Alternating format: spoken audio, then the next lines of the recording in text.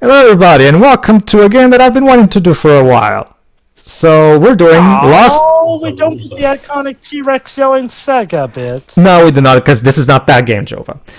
Maybe But why didn't they do it again for this one? What a shame. This is Lost World Jurassic Park, a Mega Drive game.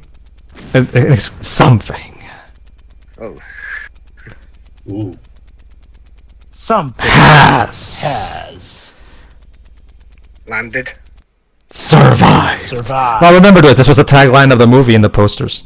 So yeah, the Lost World Jurassic Park, and a Mega Drive exclusive game made and released in 1997. Now you're probably wondering, wait, a 1997 Genesis game? Yes, believe it or not. This is an interesting game. Why? Because despite being released way after the console has already, been retired, the developers put a lot of effort into this one. It's kind of a hidden gem, as you're about to see. Why in the Genesis of all things, though? I'm guessing maybe they started development before the console ended. Maybe I'm not entirely sure, Joe. My research turned away nothing. Okay. They also did apparently the Saturn, the Sega Saturn version of the game. Looks like we're playing as Robert Muldoon. The same team, that team, I mean. Okay, so let's review our messages. Okay, your first task is to find the mobile lab where you will receive additional orders. Be aware of the following obstacles: the Dilophosaurus, Troodons, poisonous plants, and landmines. Wait, why do we place landmines here? I don't know. So yeah, the Troodons, yeah. You can actually check your own bestiary of sorts in the menu. Neat. Cool. Okay. So be sure to use whatever items in vehicles you can find to aid you in your goal. Thanks, Command Central. Okay, so what is this game exactly? Lost World... Oh, actually, no. We have the area scanner, I think. Am I going to check the scanner now? Okay, yes, I am. Okay, so... Lost World Jurassic Park is an open-ended action-adventure game on the Mega Drive. Yep. Sounds like fun. It is. This game is incredibly ambitious. I actually played this back in the day, and it kind of blew my mind because, wow, this is a huge fucking game. Remember, you have to understand, this is now passé by today's standards, but you have to understand, back in 1997, this kind of thing was brand fucking new, right? So, and especially to do this kind of thing on the Mega Drive, there you go. We can also check the Velociraptor. 950 pounds, diet carnivore. Then we have the Stegosaurus, 4,000 pounds, herbivore. These models are quite something to look at on a Genesis of all things. That's because, Jova, they were rendered on using CGI animation and then compressed into sprites. Yes. The T-Rex kid. Yeah, we'll actually meet the natural adult T-Rex later, but not now. I was about to say, that T-Rex looking smaller than the Stego and Triceratops? I don't think so. Indeed. So yeah, this... by the way, www.lostworld.com. See, there you go. If that website's still active. I'm pretty sure it's a fictional website for this game. Okay, everybody. So, like I said, welcome to an open world action adventure game on the Mega Drive. Yep. So basically, here's what you do. It does actually borrow some stuff from the Mega Drive game that we did a few years back. You can still shoot the dinosaurs. You have body armor in the same way you also have your health bar. The thing about the dinosaurs is that they have two health bars: the normal health bar and the blue health bar, which it indicates stunness. Basically, if you throw stuff like that, like the tranquilizer darts, it will stun them instead of killing them, meaning you get a coin for it. What do you get by getting a coin? You can switch it for upgrades and ammo. If you feel the need. There you go. Here's the map screen, now that I found the map. There you go. Look at how big this is. Oh. Honestly, given how games were back in the time, a map like this actually seems pretty helpful. And yeah, the map is actually very... Okay. Believe it or not, guys, this game has quest markers of sorts. What is this game's equivalent of them? You can literally click on something and on the thing, and there you go. I just clicked on mobile lab, and now it tells me where the mobile lab is, so I know where I have to go. This really is an open world game before, the typical open world game. Yeah, I know, right?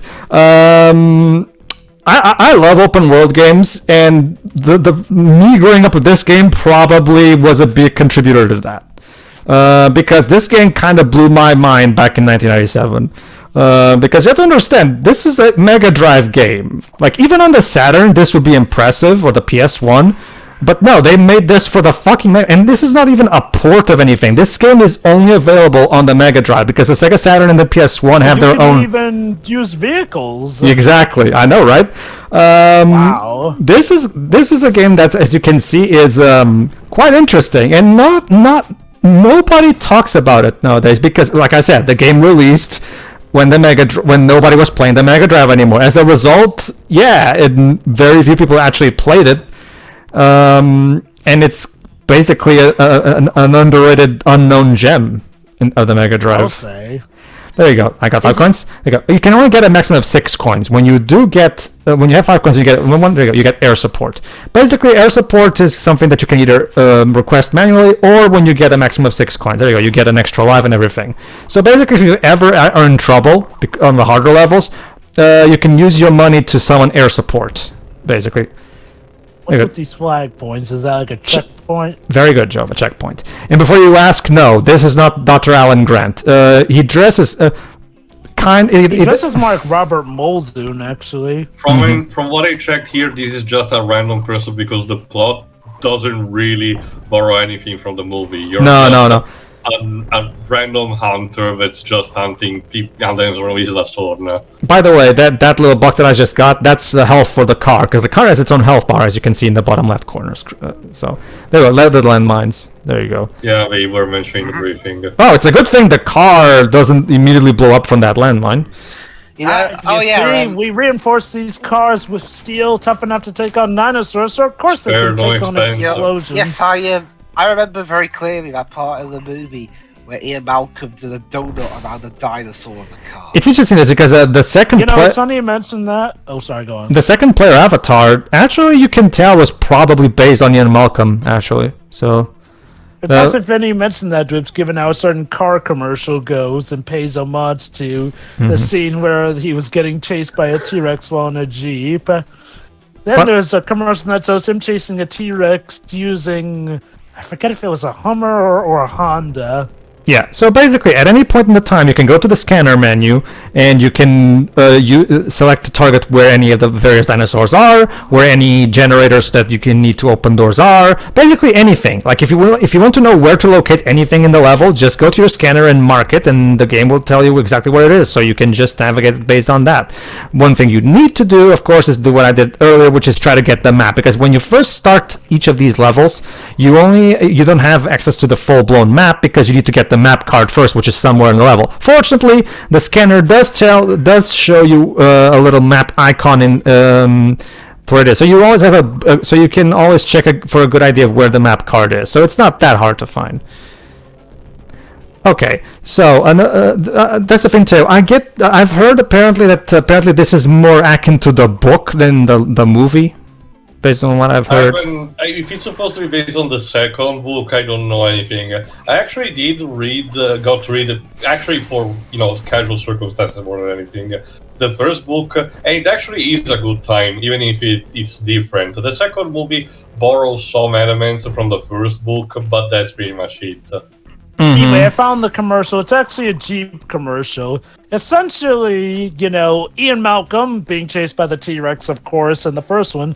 Then it goes to the twist that he gets the new Jeep, which is apparently so powerful that it scares the T-Rex to the point where he's the one chasing the T-Rex this time. Honestly, Jovo, I would have preferred that class with Rexy compared to the one we got in 3. Okay, so here's the problem with the game. Well, thankfully that wasn't Rexy, but more on that later. Yes, Boom. Pedro?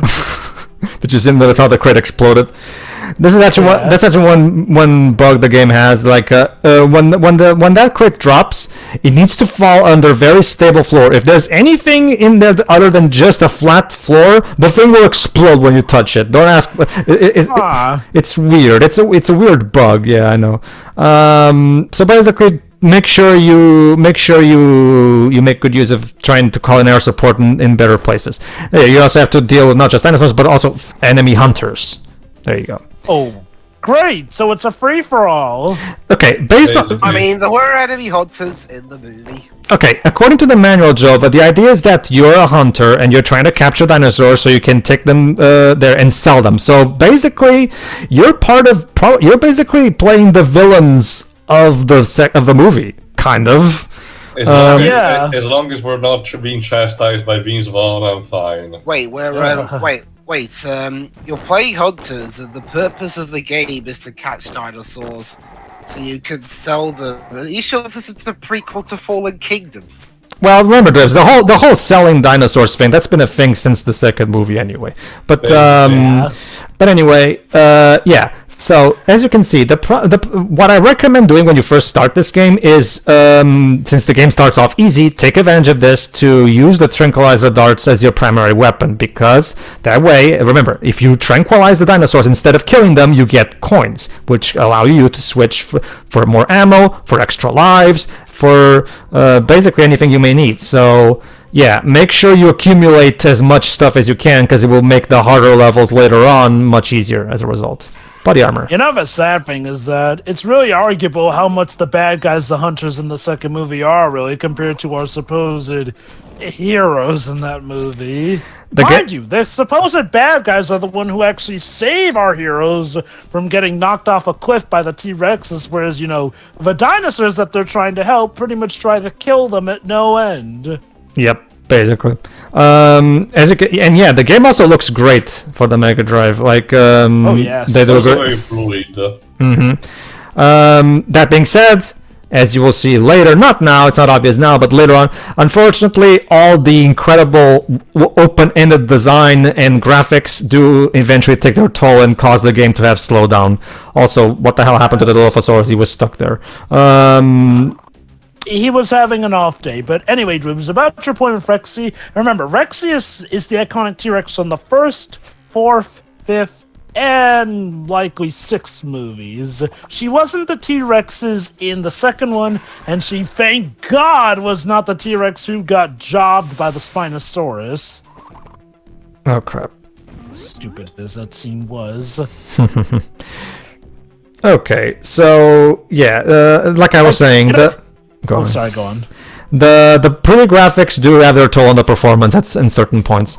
That being said, despite the game being an isometric game, believe it or not, wait till we get to the boss battles, because the boss battles are basically a big graphical and technical showcase for the Mega Drive, because they have very well made 3D, like 3D going on in the boss battles. You'll see when we get to it. Shoot the tent! Yeah, we can actually. It did for some reason. There you go. Take that, Habitat! That's actually an enemy tent, and there's actually going to be a level where you have to destroy enemy tents. So, okay, so just to make actually forgot what was. Okay, I forgot what my mindset was at the time. But yeah, let's tranquilize this Trondon so we can get more money. There you go. So yeah, the game does reward, like you see, thanks to the currency system, that rewards the player for resorting to non-lethal force, basically.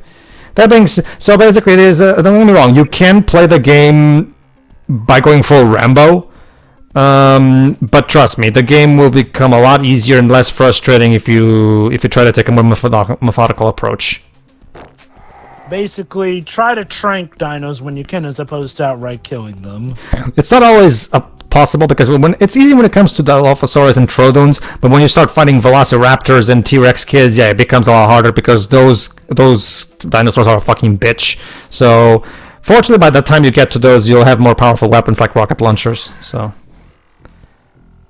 there you go. And I also really like the sounds the dinosaurs make. So, they sound pretty authentic. Alright, we're almost at the mobile lab, I think.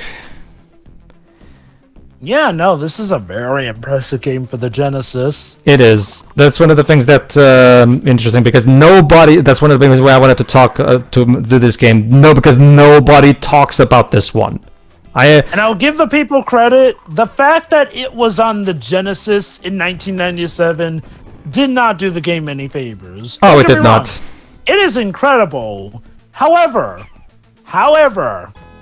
releasing a remarkable game on on an older system when newer tech exists isn't always going to get as much recognition because, well, at that point, better tech exists, so people aren't really going to pay as much mind to it. Okay. It's kind of like, okay, thankfully that didn't happen with Final Fantasy IX, but again, when Final Fantasy IX came out, that was like, shoot, was the PS2 a thing? I know, It's a recurring thing. Even 12 was released basically on almost in the last days of a PS2.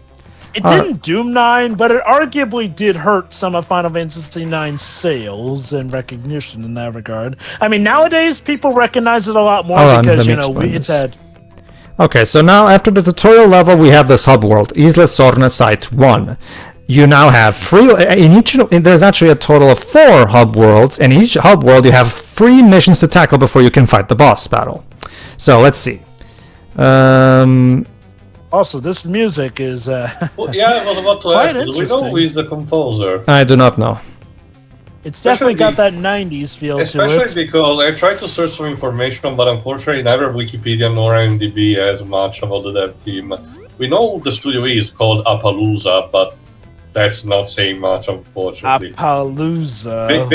They did a lot of stuff in mostly licensed products, but that's it. Mm-hmm. What a name for a company. Okay, so let's take Sounds like... Go on. It sounds like that thing Bugs Bunny calls people when he's... From this region of the island, you can reach 3 locations: Activate Sensors, Cave Rescue, and Stego's Abduction. Complete these missions to gain access to the following area: Bike Race. Good luck.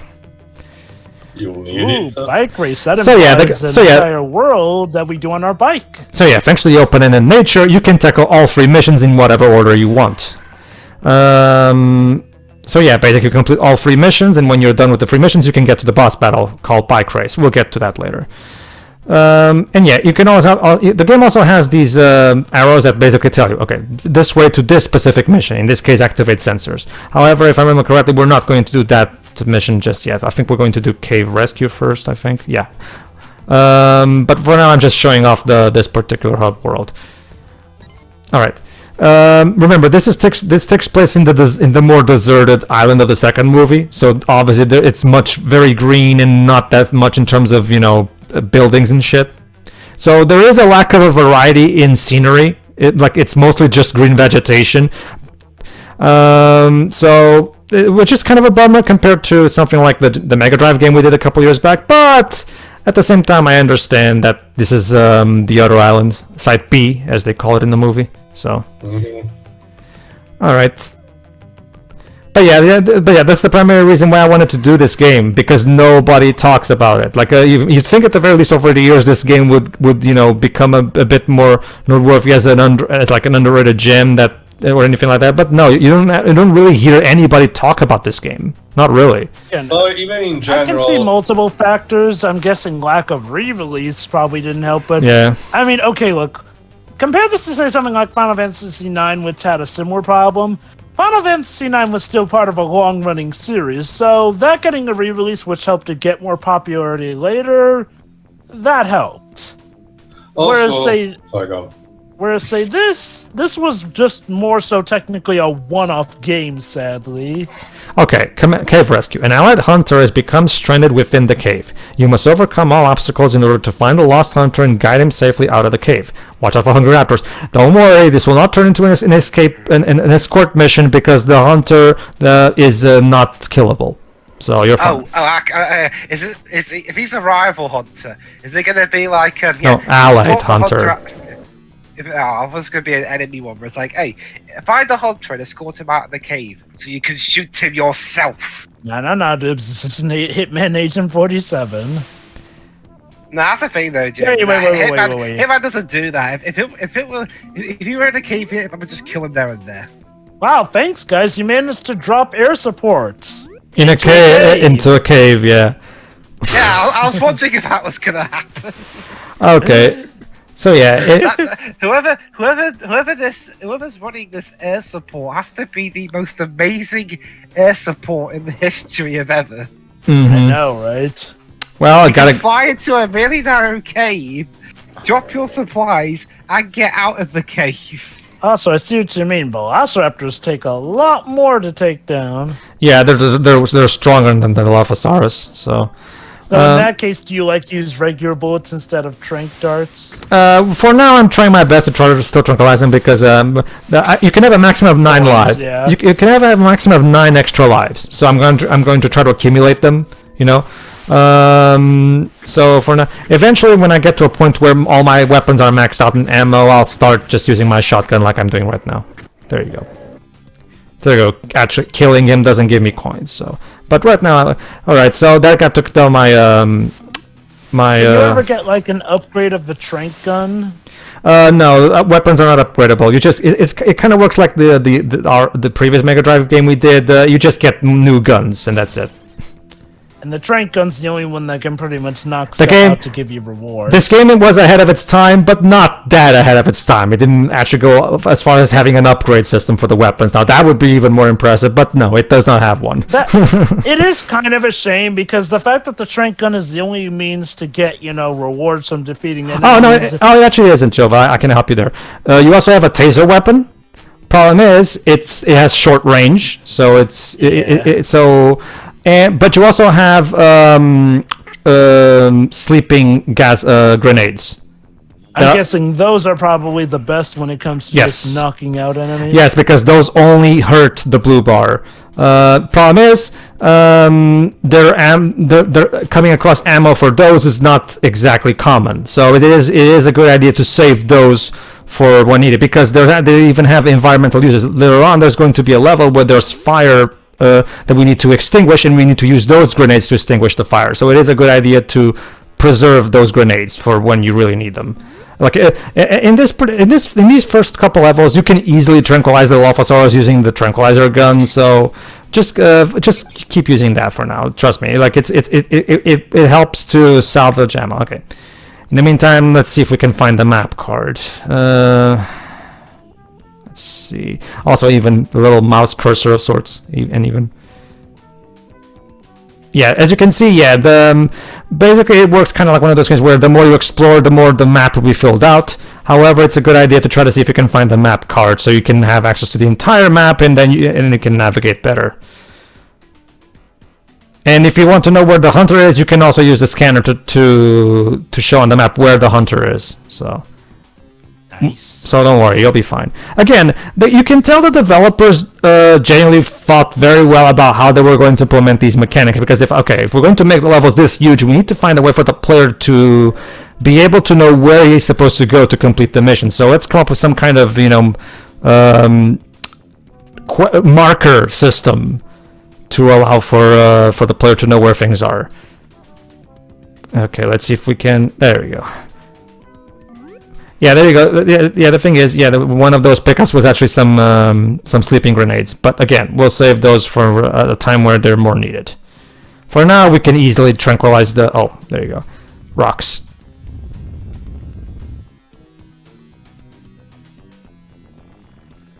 Man, this earthquake just continues. All right, I guess we'll just. So yeah, there's no actual way of stopping that. You just have to kind of try and bear and grin it. So there you go. All right, let's keep going. Yeah, the actual cave levels tend to be a bit more not in the sense that they're in. There's still quite a lot of passages to them.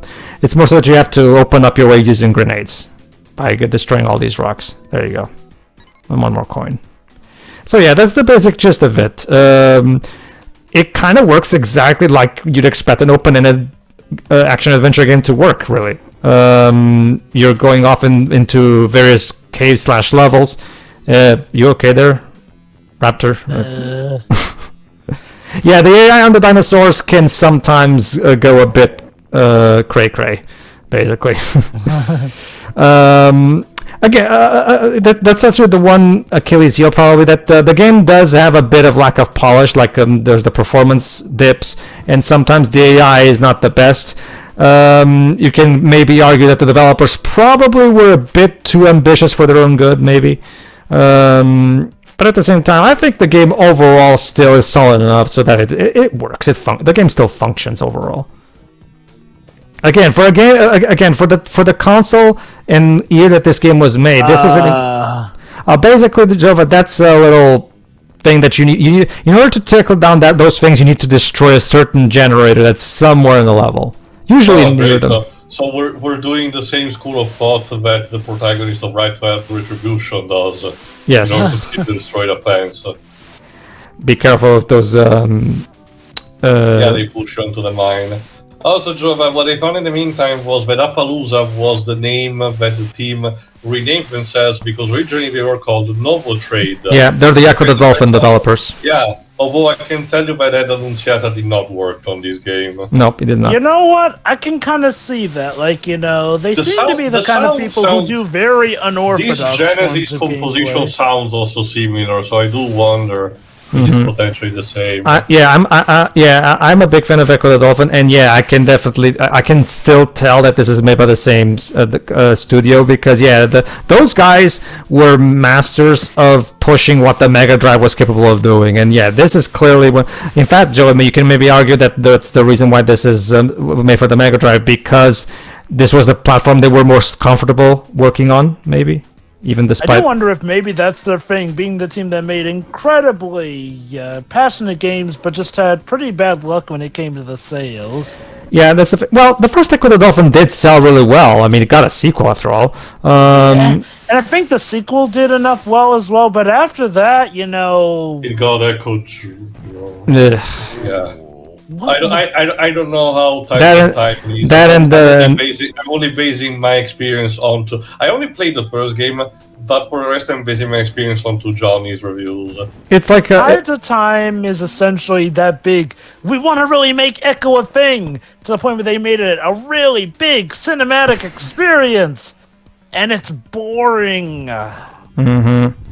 Echo the first two games, especially the second one, are some of my favorite Mega Drive games, especially because, again, they're much like this game. They're incredibly ambitious. They have surprisingly thought out mythology and narratives, as well as having an incredibly, again, especially for the time. Oh, there's the hunter. Go ahead, Joe. You can be this guy. Oh, please help me. I cannot get past this barrier. I think the power generator is to the south. Please go and destroy it so we can get out. I think the power generator is to the south. Okay. He keeps repeating that shit over and over. Let's go. There you go. Destroy it Also, so we can get out. I will wait here. And as you just saw, the frame rate just took a crap on me. That's the thing about this game. Sometimes when there's a lot of different sprite work on screen, the game's performance will dip. Again, you can tell the Mega Drive is really struggling to run this game. So again, that's one of the blast process CB put to the test. Exactly. That's the thing. Like I said, Novotrade / Appaloosa. These guys were really, like Jova said, they were very unconventional. The games they made. They were a very passionate studio who made games that were unlike anything else out there. And like I said, Echo the Dolphin, still to this day, has one of the most unique gameplay loops you'll ever see because again they did it really good. Again, it kind of works. Okay, think of it like this. Think of it like the underwater equivalent of something like a Knights game or something where you just have you can just explore this big level and you can just have complete 360-degree control over the. Oh, there you go. There you go. That's the problem. Like, make sure you don't call in air support near a wall because I don't know what the fuck is up with that bug. Like, so, you know what this reminds me of? It reminds me of the explosive chests in Ultima 8. Kinda. Oh well, I say, and yes, I am aware of the irony when I say blast processing, and SEGA Europe didn't use blast processing in their marketing. Okay, so let's locate. We had to be this good. Takes ages because you're. Okay. So we have a generator there and another one there. So hopefully it will be one of these two. Okay. Basically, it's like this. Okay, like this. You need to see where something is on the map. Simple. Click on the thing on the right side there, and then just look for it. Look for any white dots, basically. That basically blows up. Again, it works pretty much like the typical marker system you'd see in today's open world games, really. So, this is all Dominion needs to complete the series. Have them just shoot dinosaurs with a machine gun. Why not? They're taking over the planet Earth, so why not? Fun fact, this game also has multiplayer in two forms. One, you can have combat where the two players fight each other with a bunch of weapons and other stuff. Or you can play the entire campaign with co-op. Split screen? No. The two players right here on screen, on the same screen too. Oh, so the camera has to accommodate. No, it doesn't actually. Hold on. There you go. See, Joe, that's why I usually save the sleeping grenades, because you need those to get rid of fire.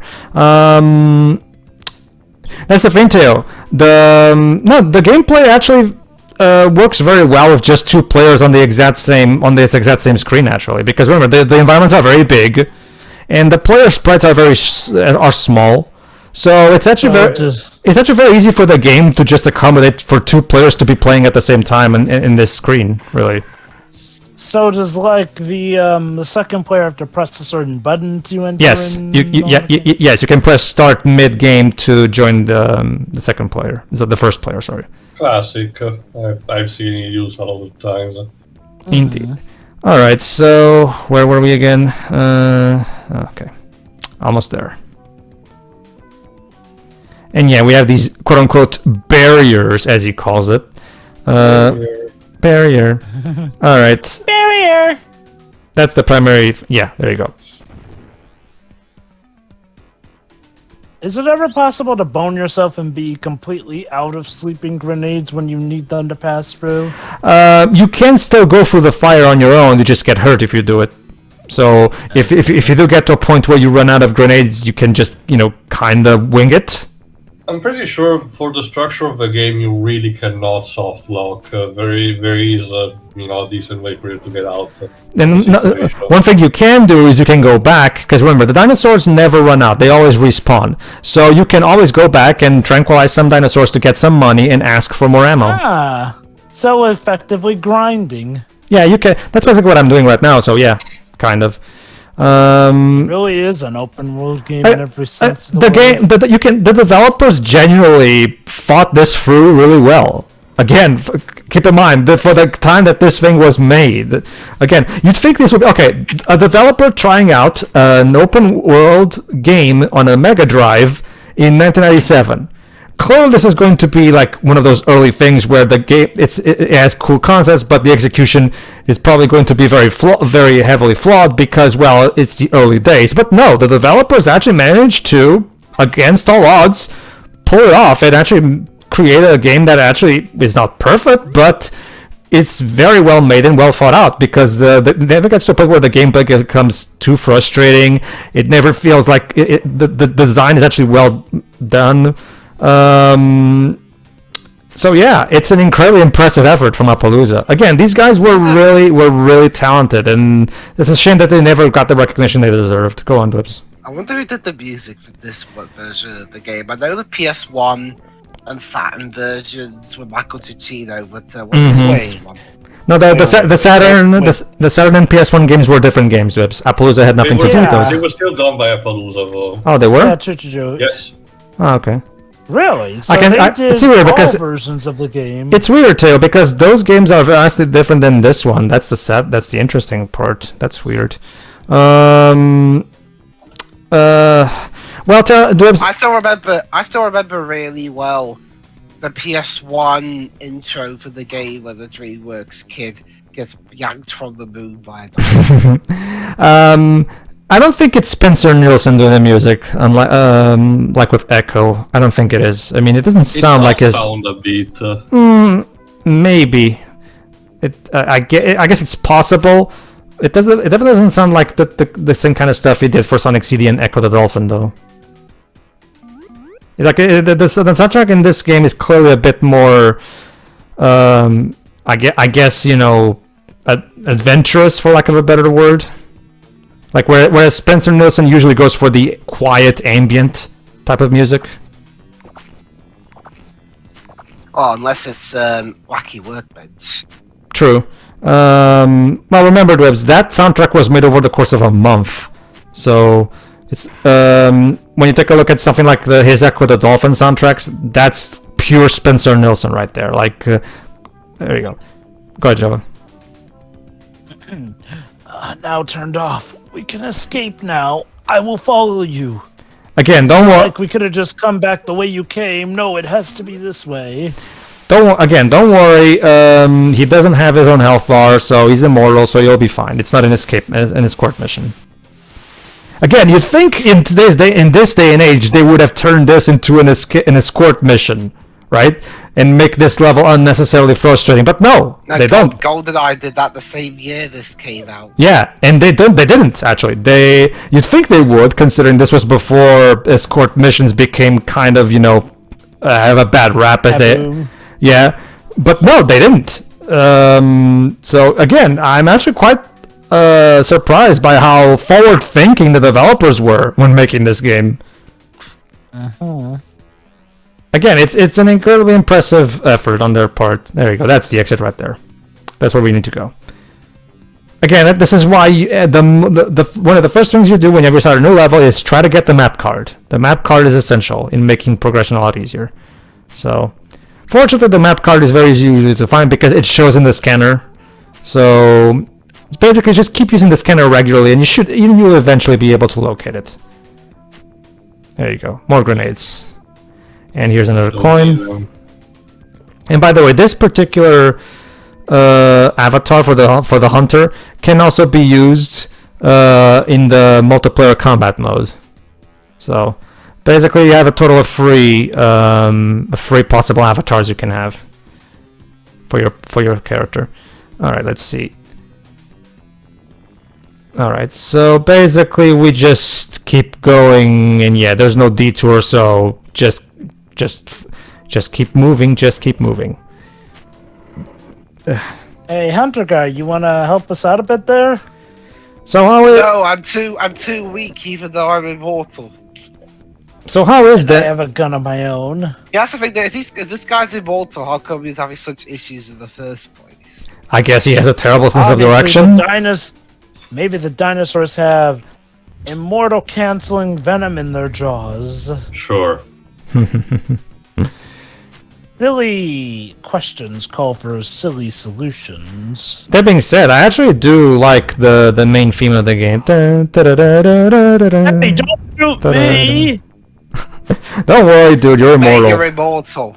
Just bear It with still it. hurts, though. Yeah, it's like that Sonic short where Sonic uses tails as a human shield. Sonic, what are you doing? Come on, man, you're invincible. I do it for you, but it'll still hurt me. Thanks for understanding, man. What? I didn't agree. Okay. Tails got shot by a bad equipment gun. Hold on, guys. I'm fighting both the T-Rex and the Performance. Oh, wait, I thought that one was a Velociraptor. Yeah. I defeated the Raptor just now. There you go. Oh, thank God, the performance stabilized finally. It's weird. Even on emulator, is still having these issues. Well, Mega Drive emulators usually go more for accuracy rather than enhancement too. Because nowadays when you play like Wii games and Wii U and even Switch games, there's already a mod for Kirby's Forgotten Land that unlocks the frame rate to 60 FPS. Whereas nowadays emulators do indeed go the extra mile and try to even further enhance the games beyond what the original hardware did. These Mega Drive emulators usually just go for accuracy and that's it. They don't typically have any kind of attempt at enhancing the games. Not that I'm aware of, at least. That's the thing too. It's actually even. Win it! And by the way, you can keep shooting him. By the way,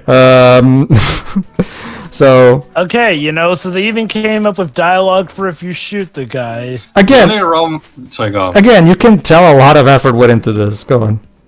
the only ROM hack present that was ever done was one done actually very recently, October 2021, and it's basically adding a password system. I guess in case you just don't want to use save states. Wait. You mean for this game? Yes. But this game already has a password system, though. Are you sure you're not talking about a SRAM system? Because yeah, it's mentioned like okay, that. well, let me explain that. Just reading the description. That's because basically ROMhacking.net has been recently doing a lot of stuff with SRAM ROM hacks of Mega Drive games, meaning inserting save systems in games that didn't have save systems. That's what it is. So I'm guessing probably they may found a way to insert some kind of basically what they do is they usually have some kind of thing where the game saves automatically after each level and you'll be able to start back where you started last time. Since the game wasn't made to take advantage of it, usually it can be a bit awkward the way they do it, but again, it's an interesting thing to try out. But personally, I'm fine with just using save states instead because it's just more convenient. And passwords. That back in the day, of course, was all about the passwords. Unfortunately, the passwords don't save your ammo, so you have to start back with your default ammo every time you use a password. But hey, well, unfortunately, which is weird. Like maybe they could have tried to implement a save system in this game too. That being said, I understand that the developers had a lot on their plate making this, so I will cut them some slack. Especially if they were supposedly also making the PlayStation and Sega Saturn versions. Yeah, I actually have never bothered to check those out, but I do remember I do remember them being somewhat different, at least. Small clarification at the very least. It feels the way the Wikipedia article described it. It feels as if the main version was the PlayStation version done by DreamWorks, and Appaloosa ported the game to the Sega Saturn. Oh, Yeah, okay. That's what it feels like. DreamWorks Interactive developed the PS version that was published by EA. Are they open-ended games as well? Steven Spielberg was one of the people who helped create DreamWorks. The gameplay is identical for both versions. Features a Side-scroller. side-scroller perspective, 5 characters, different special abilities, which, although it seems that these two does not really follow the plot of the movie. Oh, so the 32-bit versions are side-scrollers. Is that what you said? Seems to be. Okay. But yeah, I'm wow. That is so weird that most of the Jurassic Park games do not follow the plot of the movies. It's that is interesting. I mean, don't get me wrong. I haven't played those games, the 32-bit versions myself. Maybe they're really good for what they are. It is weird that Appaloosa would choose this version as the more ambitious one. Then, because that's kind of interesting. Because I mean, don't get me wrong. I love me a good side scroller as much as the next guy, but at the same time, yeah, it's pretty cool that the Mega Drive team decided, you know what? Fuck the DreamWorks game. Let's just make our own Lost World. Okay, apparently, while I was searching this, I didn't know. Apparently, there's a non-canonical Jurassic Park 2 video game that was done around the time of the first movie just to cash in on its popularity, and I'm curious about it. Is that Jurassic Park Rampage Edition? No, Jurassic Park 2 The The Chaos Chaos Continues for the Super Nintendo. Ah, okay.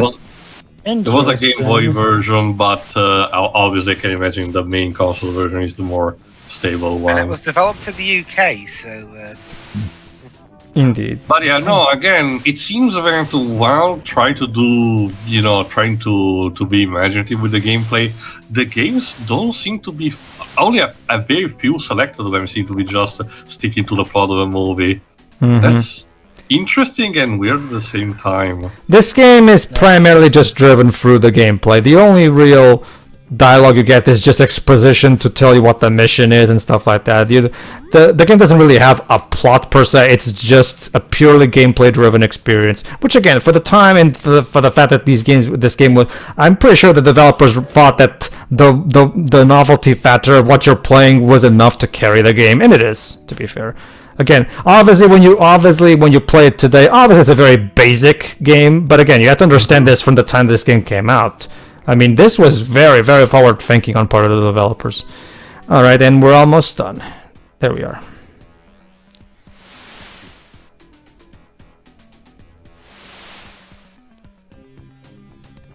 You know what? I'll let you guys roam for now. I just want to get out now. Get out of my way. Fine. You want to fight? You got it. Oh, there you go. Basically, I for the sake of making the recording process, I gave myself infinite health. Basically. Good job. Mission completed. Wonderful. Wonderful. All right. So join us next time. So this is the next part where we reenact our favorite scene from the movie: the girl defeating a dinosaur with gymnastics. Hey, you. What I find more dumb about that scene is that the dinosaur actually turns his head, which is Yeah. all right. Yeah. See you for the next part, All everybody. right, see ya. See ya.